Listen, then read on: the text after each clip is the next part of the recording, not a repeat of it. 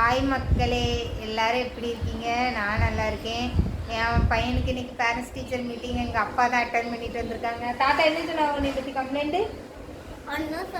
ஒன்றும் சொல்லி எல்லா சப்ஜெக்ட்லேயும் பாஸ் ஆகிட்டியா? என் பையன் எல்லா சப்ஜெக்ட்லேயும் பாஸ் ஆகிட்டான். ஆனால் ஒரு நாள் படிச்சுட்டு எக்ஸாமுக்கு போனது கிடையாது தானே? படிக்காமலே போய் பாஸ் ஆகிட்டா. அப்படியா? எதுக்கு வனஜா மேம் திட்டினாவ? சரி, நீ தயிர் சோறு எப்படி இருந்துச்சு? எல்லாம் சாப்பிட்டியா? எல்லாம் சாப்பிட்டா புரி ஏரோ மல்லித்தலை மாதிரி இருந்துச்சு, எடுத்து போட்டேன். மல்லித்தலை நீ சொன்னான்னு நான் போடவே இல்லை, சும்மா போய் சொல்லாது. இதுதான் மக்களே, என் பையனுக்கு பிறந்தநாள் ட்ரெஸ்ஸாக எடுத்திருக்கேன். ஆல்ரெடி இதே மாதிரி தான் எடுத்திருப்பேன். நம்ம ஒரு பட்ஜெட் போட்டு போனால் அங்கிட்டு இருக்கிற துணியெல்லாம் பார்த்துட்டு எல்லாமே வாங்குறதுக்கு ஆசையாக இருக்குது. ஆனால் வந்து நான் இதுதான் வாங்கினேன்.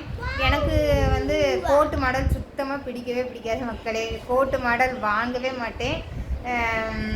இந்த மாதிரி ஃபுல் ஹேண்டு ஸ்லீவும், அதுக்கப்புறம் இப்படி உள்ள பனியன் போடுறாங்க பார்த்தீங்களா? இதில் ஒரு ஒயிட் கலர் பனியன் வந்திருக்கு. இந்த மாதிரி போட்டு இந்த பட்டன்லாம் போட்டு விட மாட்டேன், அப்படி ஃப்ரீயாக விட்டுருவேன். அப்படி தான் போடுவேன். மற்றபடி கோட்டு மாடல் எனக்கு சுத்தமாக பிடிக்காது, நான் அது வாங்கவே மாட்டேன்.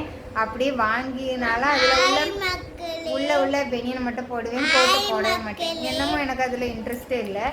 நீட்டாக இருக்கணும், அதனால் அப்படி போடுவேன் என் பையனுக்கு.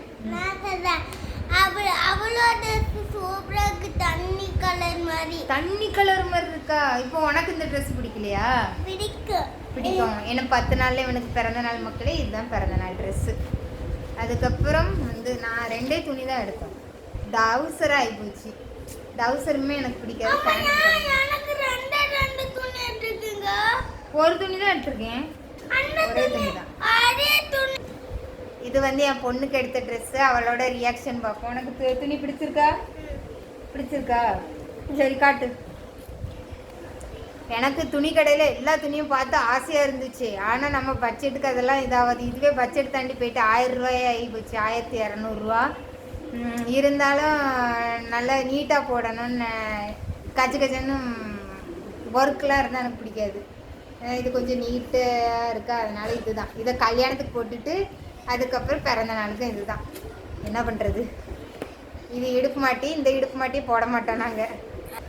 இவ சித்தி ஒரு இடுப்பு மாட்டி வச்சிருக்கா மக்களே. அதை தான் அவகிட்ட இருந்து ஆட்டையை போட்டு இவளுக்கு போட்டு விட.